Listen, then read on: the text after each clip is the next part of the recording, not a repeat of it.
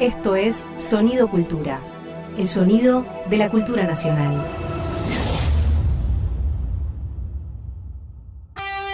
Ahora Javier Trímboli y Julia Rosenberg en Un poco sucio. Un programa de historia desprolijo, pero eficaz.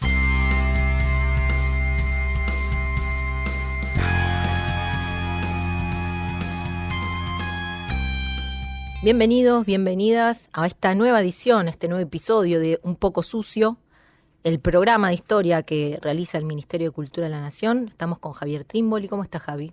¿Cómo estás, Julia? ¿Bien vos? Bien, muy bien.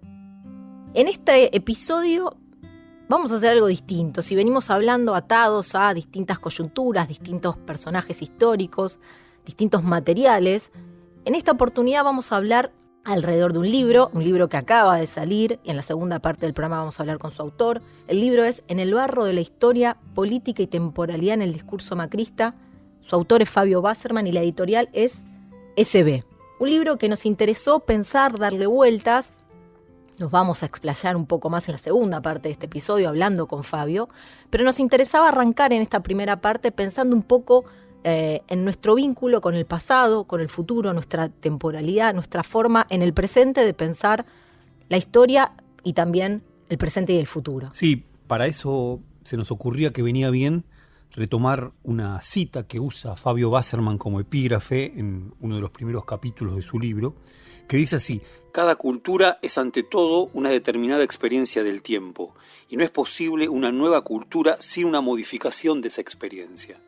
¿No? La relación fortísima, determinante, entre cultura y experiencia del tiempo. La cita le corresponde a Giorgio Agamben, un grandísimo lector de la obra fundamentalmente de Walter Benjamin, que en este caso también nos va a interesar, y que pone este asunto, que pone este acento, ¿no? Nuestra vida presente, nuestra vida colectiva presente, también se caracteriza por tener una relación particular con la temporalidad. En el programa de hoy lo que nos va a interesar es pensar esta relación presente con la temporalidad, fundamentalmente a partir de esta conversación que mantendremos con Fabio, pero antes de ella, bien trazando una cantidad de problemas.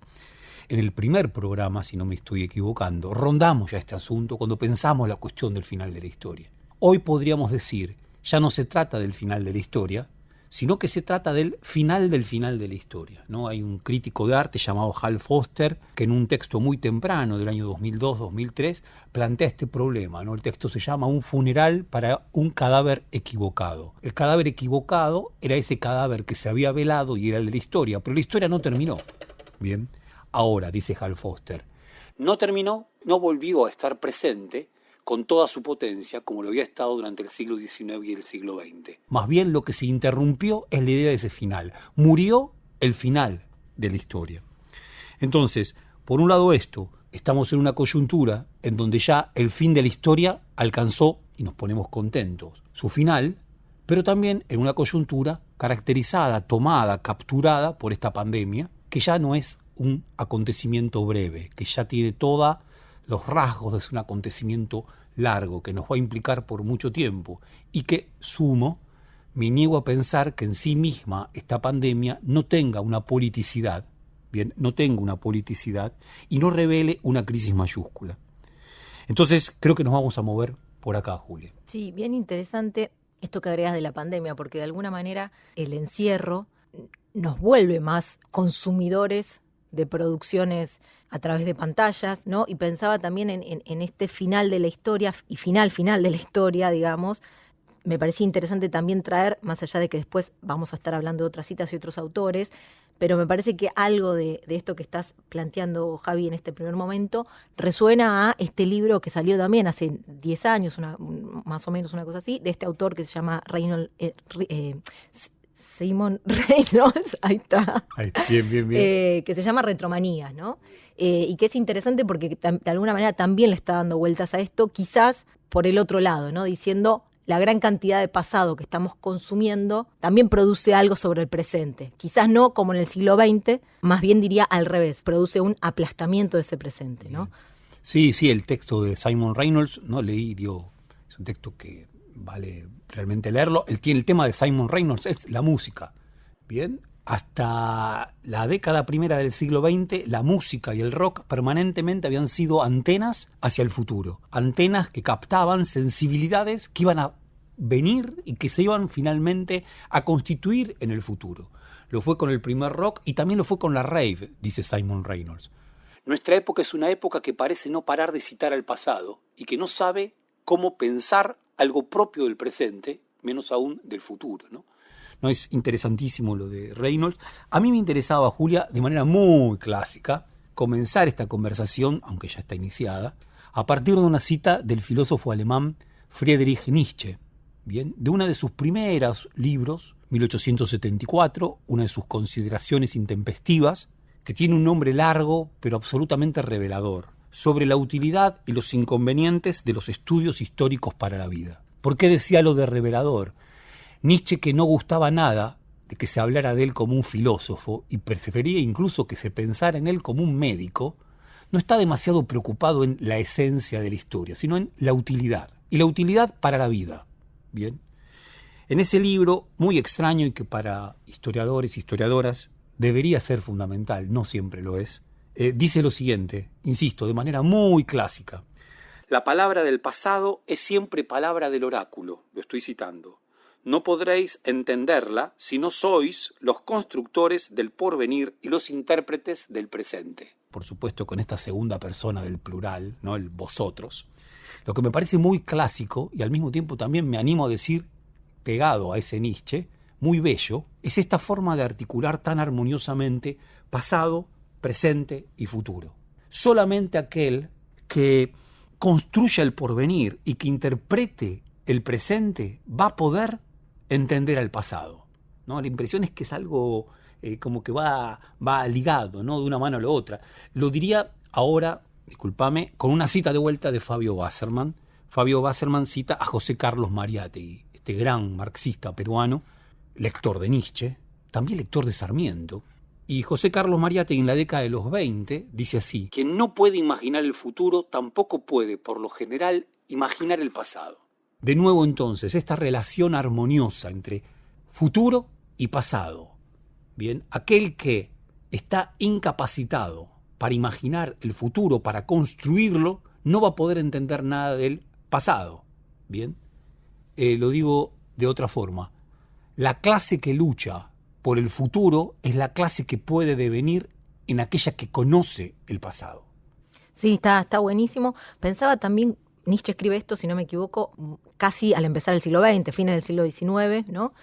Cuánto también ya hay, de alguna manera, una discusión o otra forma de pensar lo que los proyectos políticos, lo que las tradiciones de izquierda, si se quiere, a lo largo del siglo XIX habían propuesto. Estoy pensando en Marx, ¿no?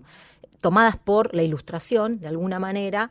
Para Marx no había dudas de que era el futuro, el horizonte temporal a pensar, ¿no? Estoy pensando en el 18 Brumario, donde está esta famosa frase de hay que dejar que los muertos entierren a sus muertos, ¿no? Porque el pasado, en tanto tal, no importaba, porque lo que importaba era ese futuro que se iba a construir, ¿no?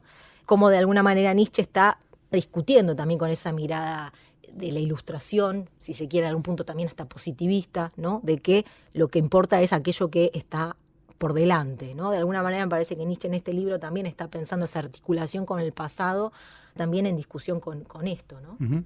Sí, creo que hay algo incluso de cierto paralelo, ¿no? Marx escribe el 18 Brumario en 1850 y 1:52 y retoma esa frase bíblica, bien, dejad que los muertos entierren a los muertos, y a la vez esa frase parece resonar en el texto de Nietzsche, que es del último cuarto, bien, del siglo XIX.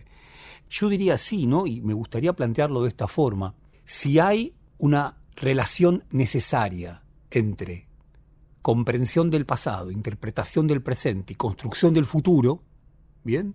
Esa relación necesaria, esa relación que se vuelve imprescindible, se sostiene sobre la base del encantamiento del futuro. El futuro es algo que está encantado y que hay que alcanzar. Para Marx, el futuro es algo que está encantado y que hay que alcanzar. Por lo tanto, bien vale dejar que los muertos entierren a los muertos. Llama a sacrificar el pasado porque el futuro está encantado, porque hay un reino por venir o un cielo por tomar, por asalto, en su caso, que invita a que se abandone el pasado. En el caso de Nietzsche, el futuro es la vida. Por lo tanto, hay un grado de pasado, va a decir él en algún otro momento de ese genial texto, La segunda consideración intempestiva, 1874, dice Nietzsche en algún momento, hay un grado de pasado que conspira contra la vida. Ahí sí, como muy en parentesco, bien modernistas, pero al mismo tiempo modernistas que tienen bastante de clásicos. Ahora, creo que es el gran tema, y para zambullirnos ya nuestra situación. Nuestra situación presente, este aquí y ahora, en buena medida existe a partir de la desarticulación de estos tres, ¿no? Estas tres dimensiones temporales. La desarticulación de estas tres tareas: conocer el pasado, construir el porvenir, interpretar el presente. Esa desconexión, en buena medida, es la que constituye una parte no menor de este momento que tanto tiene de entrópico. Bien. Me gustaría decirlo, Juli, con un pensador interesantísimo, sociólogo, escritor mexicano. Generalmente, lo sabemos, a los latinoamericanos, a la hora de hacer teoría, incluso sobre la historia, se nos coloca de lado. La palabra de la teoría siempre es palabra, bien, que llega del mundo europeo. Bien, en este caso nos interesaba traer tanto a Mariátegui como traer a Carlos Monsiváis, que en 1980, mexicano, dice lo siguiente: hoy en México, lo que suele calificarse de sentido histórico, si vale una definición instantánea, la noción de pertenecer orgánicamente a un proceso de país o de clase, del que desprendemos nuestra visión de época, al que incorporamos nuestra responsabilidad ante el futuro, es actitud precaria o muy debilitada. Me encanta esta definición del sentido histórico: pertenecer orgánicamente a un proceso de país o de clase. De él se desprende nuestra visión del pasado y nuestro compromiso con el futuro. Ahora, lo que dice Carlos Monsiváis es, si esto es el sentido histórico, hoy en México está por el piso. Hoy en México carecemos de él. Estamos en Un poco sucio, estamos hablando en esta oportunidad de, si se quiere, algo más parecido a una filosofía de la historia, un pensamiento sobre la historia, sobre la temporalidad, sobre el vínculo entre pasado, presente y futuro. Vamos a estar hablando en la segunda parte con Fabio Wasserman alrededor de su primer libro. Pensaba, Javi, respecto a esto que venías diciendo, bueno, acá Monsiváis tira una pista de alguna manera, ¿no? ¿Cuándo es que se desarticula? ¿Cuándo se produce esta desarticulación entre pasado, presente y futuro? Pensaba lo de Fukuyama, ¿no? Que es tan criticado por Chanta, el fin de la historia, ¿no? Pero que sin embargo, efectivamente, hay algo en esa formulación, en ese texto de él, que el texto es más malo que la idea, me parece. Pero si no hay un clima de época, o hay algo que esa formulación que él escribe a fines de la década de los 80, que de alguna manera permite pensar en esta desarticulación, que obviamente tiene que ver con el derrumbe de los socialismos, que obviamente tiene que ver con cuestiones de la política real, como se suele decir, ¿no? Pero quiero decir, se puede pensar que entre los 80 y los 90, la primera década del siglo XXI, podemos ubicar esta desarticulación entre pasado, presente y futuro, que por lo menos durante el siglo XIX y el siglo XX estuvo tan articulada, digamos. Totalmente. Sí, yo creo que es una enorme pregunta. Es una enorme pregunta por qué se desencantó el futuro, ¿no? ¿Qué fue lo que llevó a que el futuro se desencantara? A que, por lo tanto, también esta relación orgánica, Eric Hobsbawm en inglés también tiene una definición muy importante a propósito de esto, tardía, de 1994, donde también piensa la cuestión de lo orgánico en la relación pasado, presente y futuro, que también está roto, ¿no? Que también está rota esa relación, ¿no? Coincidiendo con Monsiváis. Digo, es un gran tema pensar por qué el futuro se desencantó. Y me parece, estoy plenamente de acuerdo contigo, hay algo de la derrota de los proyectos políticos revolucionarios, tan distintos entre sí, pero que tuvieron un grado de protagonismo relevante, no solamente en América Latina, no solamente en el tercer mundo, sino también en Europa, en Estados Unidos, con movimientos contraculturales, ¿sí? Más desplazados, quizás sin capacidad para alterar el orden político, bien, en sí mismo, pero esa derrota, ¿sí? De esos movimientos de carácter emancipatorios, de carácter revolucionario, en buena medida trajo consigo, bien, este desencantamiento del futuro. Me parece que ahí hay un grandísimo tema, ¿no? Hay una grandísima cuestión que para Fabio Wasserman, vamos a conversar con él en unos minutos, en Un poco sucio, Fabio Wasserman dice así: la tradición de izquierda se caracterizaba por su enamoramiento en relación con el futuro. Para decirlo fuera de la tradición de izquierda, porque Roberto Arlt no era de izquierda, pero estaba convencido de que el futuro nos pertenecía y que en todo caso por la prepotencia de trabajo nos pertenecía. Pensamiento crítico de Arlt, imposible decir que era enteramente de izquierda, pero pensamiento muy crítico y fantástico. Las tradiciones de izquierda siempre estuvieron volcadas hacia el futuro, y dice Fabio Wasserman, ha pasado algo raro. Es la derecha la que empezó a hablar del futuro. ¿Y lo otro qué? Da ganas de discutir un poco acerca de qué entiende por izquierda y qué hablamos de izquierda y qué pasa con lo nacional popular. Sí, ¿y qué es ese futuro que propone la derecha, ¿no? Si efectivamente es un futuro, porque ahí es interesante también lo de García Linera que traíamos en el primer episodio Un poco sucio, donde García Linera parece discutir la idea de que incluso hoy por hoy el neoliberalismo sea capaz de proponer alguna idea de futuro, ¿no? Pensaba también en Mark Fisher, este otro británico que de alguna manera propone también la idea de que en el presente el único horizonte es el capitalista y que de alguna manera al no haber una alternativa posible a eso, bueno, tampoco es fácil pensar disputas y conflictos que permitan avisorar un futuro. Y pensaba también cuánto de el futuro que pensaba Arlt, el futuro del principio del siglo XX, no tenía también un sueño respecto de la tecnología, de la técnica, la capacidad de la modernización de determinados dispositivos e incluso del sistema productivo.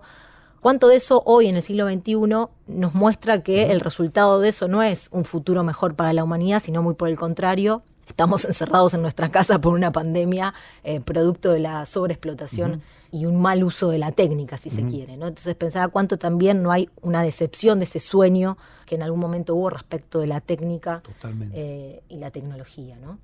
Totalmente.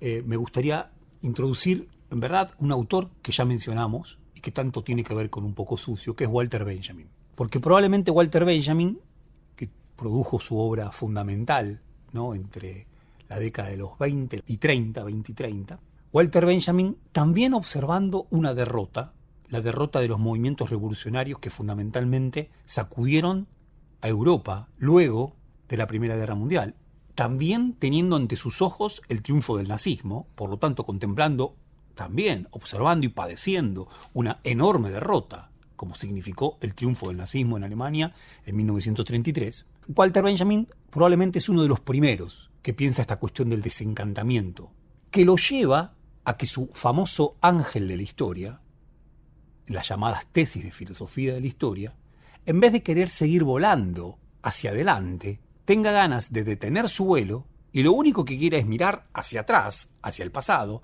para recomponer lo que el viento del progreso destruyó. Bien, lo que el viento del progreso destruyó. Quiero decir, para Benjamin hay que abocarse al basurero de la historia. Para Benjamin hay que ir a la historia aún sucia, y más aún si está sucia, para encontrar en ella la posibilidad de hacer justicia con el pasado. Digo esto ¿por qué? Porque a mi entender, en buena medida, aquellos que confluimos en este momento nacional popular, en la Argentina y en Latinoamérica, tan en pelea, tan en disputa, tan impulsada, confluimos con una mirada que se puede colocar bajo el nombre de Benjamin, en esta inquietud nueva que se abrió por el pasado, ¿bien? Y esta suspensión del futuro. Hacemos un cortecito y volvemos para seguir hablando de todo esto con Fabio Wasserman. Nos vamos escuchando Todo un palo de Patricio Rey y sus redonditos de ricota.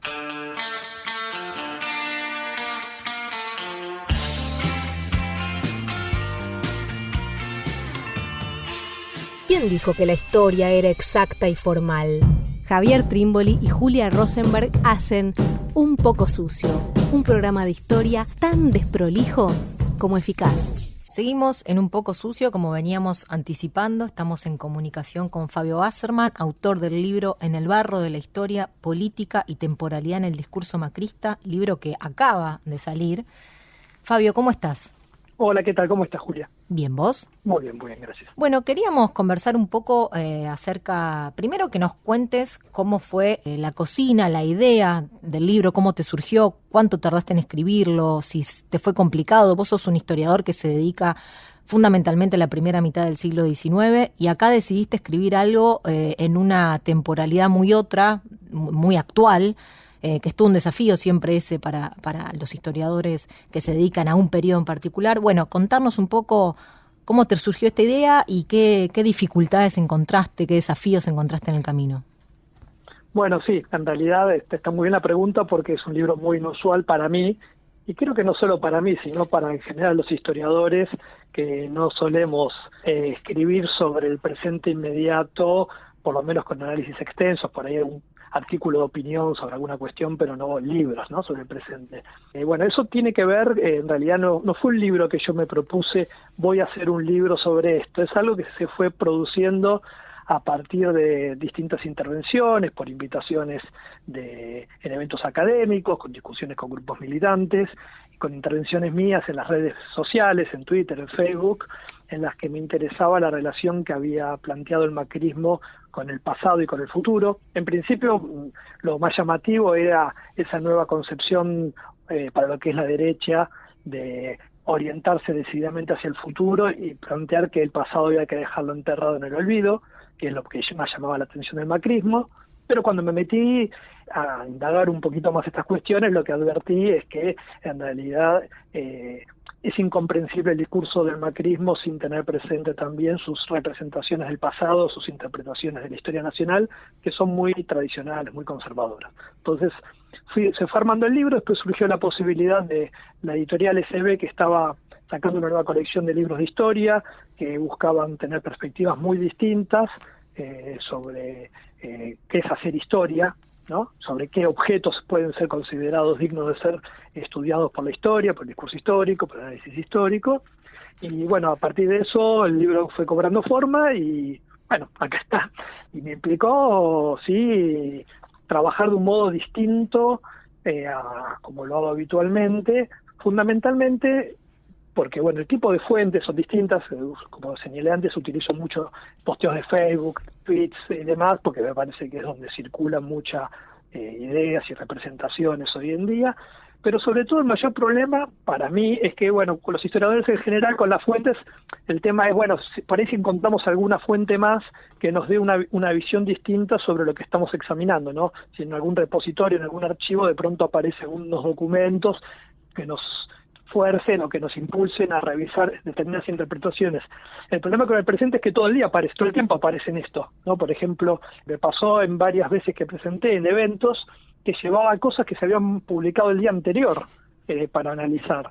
Y eso al principio me descolocó, después me fui acostumbrando.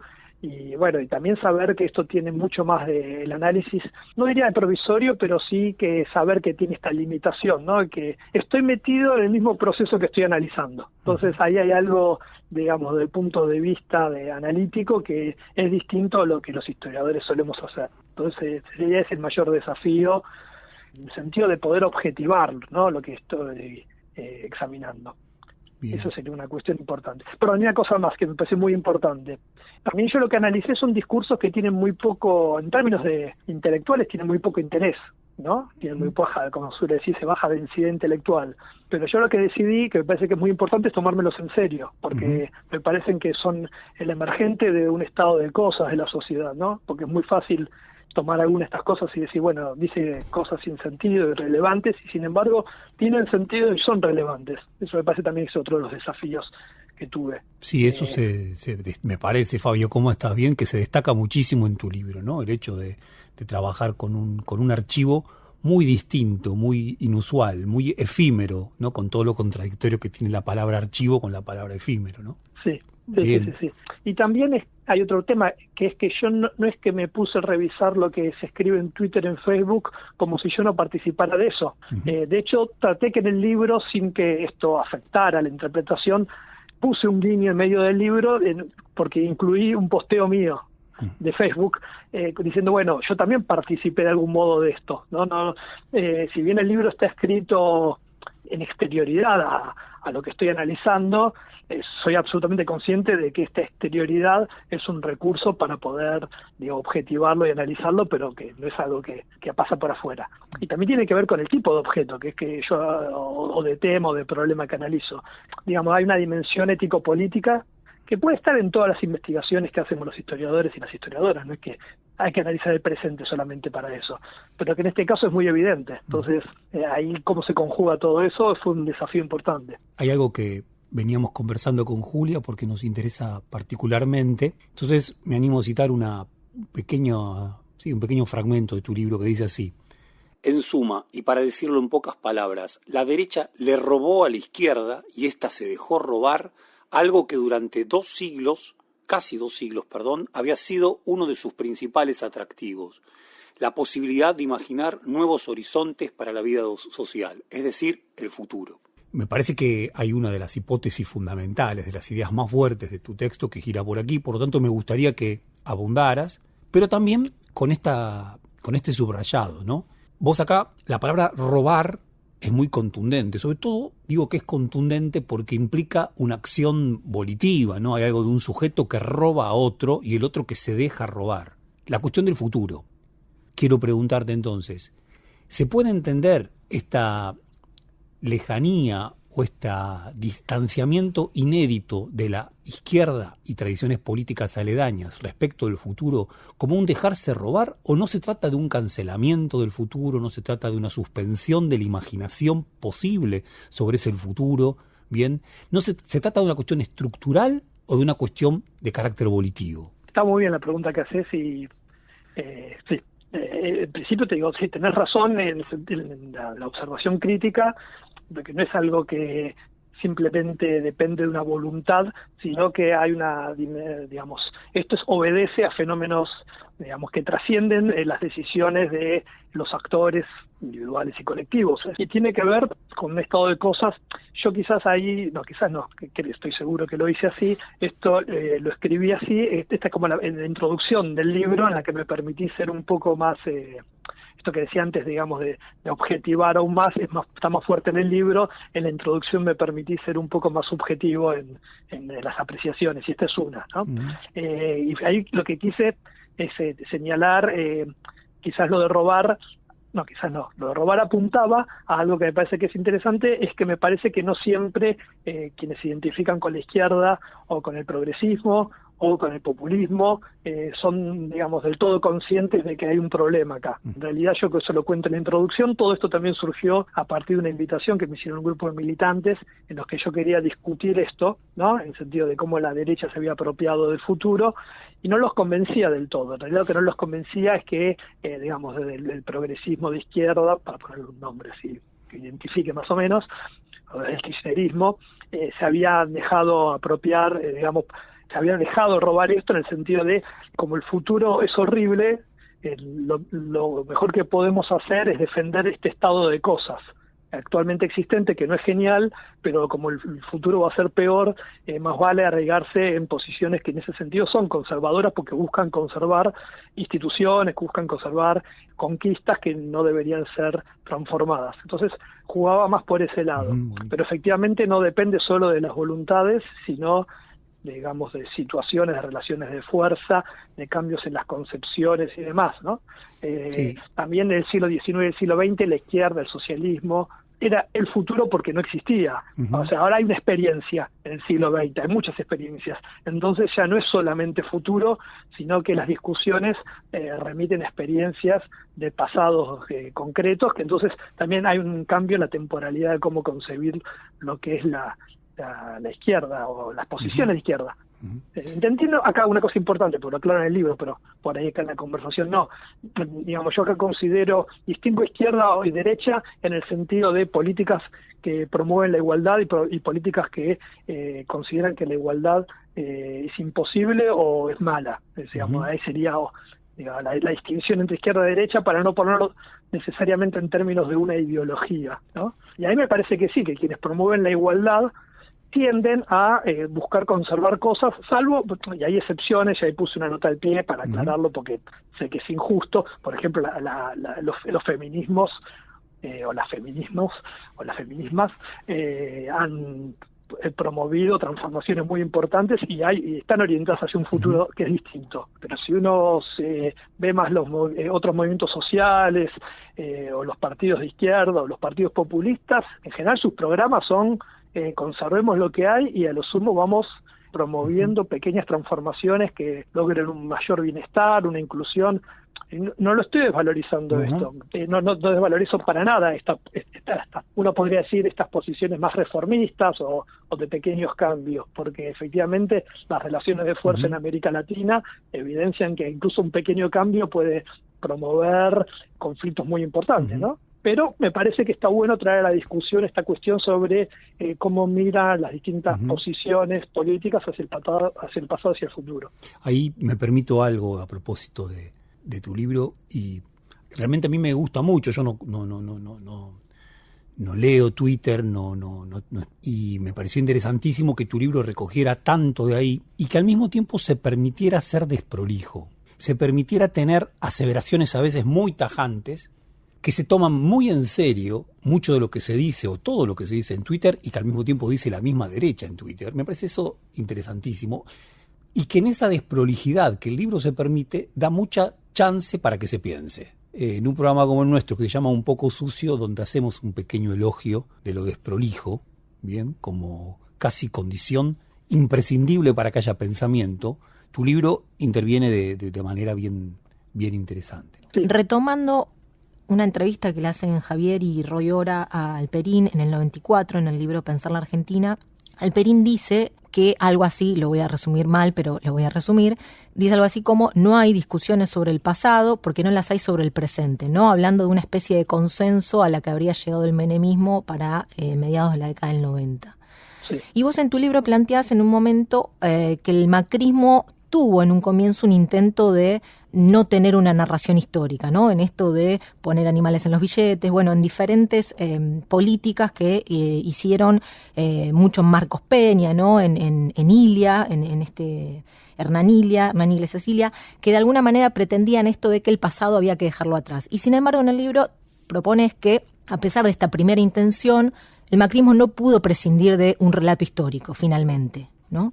Entonces te quería preguntar si crees que esto que le termina pasando al macrismo, que termina agarrándose de una narración histórica quizás más clásica en términos de un antiperonismo, una lectura en clave conservadora y antiperonista más clásica, tiene que ver con que en el presente, o por lo menos durante los años del macrismo, había una retomando lo de Alperín, había una conflictividad política presente que volvía necesaria esa lectura sobre el pasado.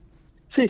Y eso es lo que a mí me interesaba de por qué metí la discusión sobre el cambio cultural, porque para el macrismo primero se presentó como planteando, bueno, si sacamos el kirchnerismo de encima, todo vuelve a una especie de normalidad. El kirchnerismo fue una locura, una normalidad, una anomalía, una patología, bueno.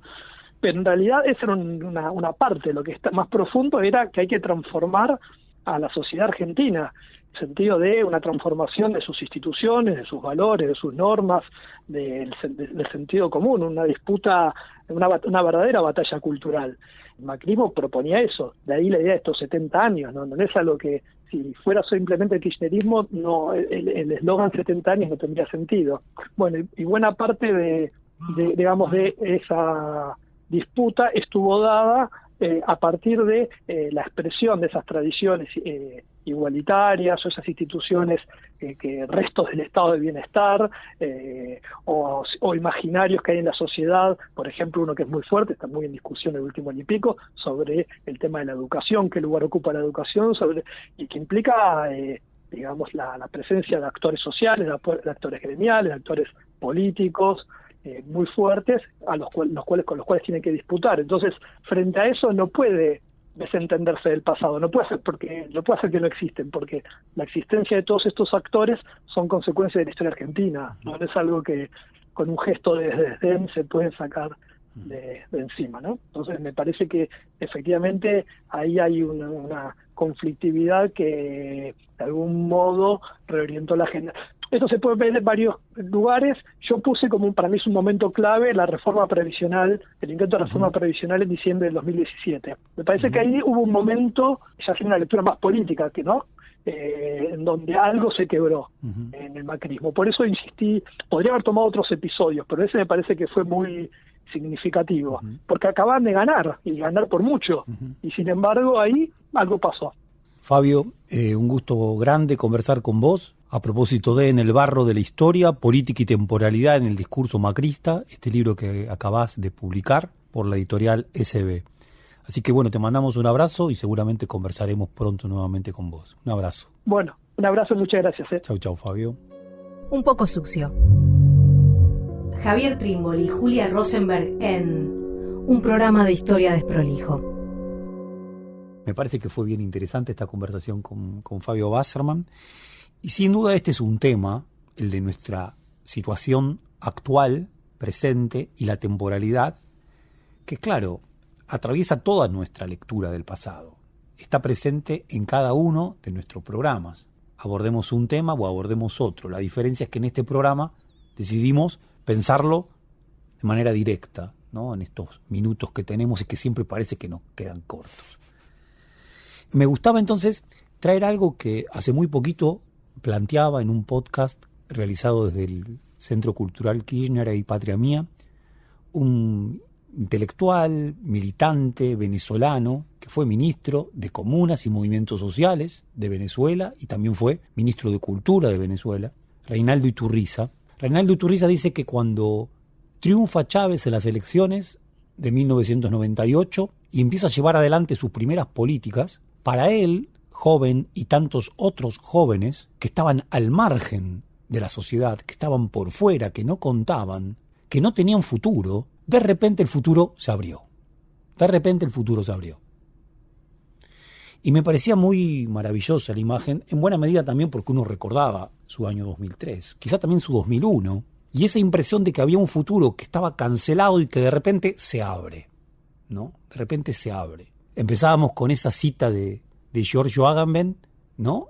La relación que tiene cada cultura con el tiempo y la imposibilidad de que una cultura cambie si no cambia su relación con el tiempo. Y el tema es cómo cambia. Y ahí me parece que hay algo muy lindo otra vez de Walter Benjamin, ¿no? Walter Benjamin dice que en la tradición judía es imposible saber lo que trae el futuro en su despliegue. No solamente imposible, está interdicto tratar de adivinar qué tiene el futuro en su regazo. Sin embargo, dice él, cada instante puede ser la rendija por la que aparezca el Mesías para interrumpir y producir algo nuevo, bien, en la vida humana. Y uno dice, ¿qué es el Mesías? Y uno diría, y claro, son las multitudes. Hoy me da ganas de decirlo así, son las multitudes en sus movilizaciones. Es el 17 de octubre del 45, es el 19 y 20 de diciembre, es octubre del año 2019 en Chile, bien, es la guerra del agua y la guerra del gas en Bolivia. Y lo que luego da potencia para que haya reformas profundas en una sociedad. Interesante también de Iturriza que cuando dice que se le abrió un futuro, un horizonte, también cuenta, muy pegado a eso, que es el mismo momento en donde empezaron a estudiar historia, ¿no? Y empezaban a encontrar tradiciones y se empezaban a encontrar con que el pasado venezolano era mucho más que Bolívar y que incluso se encontraron con autores y con historiadores de la región, ¿no? Encontraron un pasado. En el momento que se les abrió un horizonte, un futuro, se reencontraron con su propia historia, ¿no? Esto ha sido todo por hoy en Un Poco Sucio. Gracias por acompañarnos. Nos vamos escuchando God Save the Queen de Sex Pistols.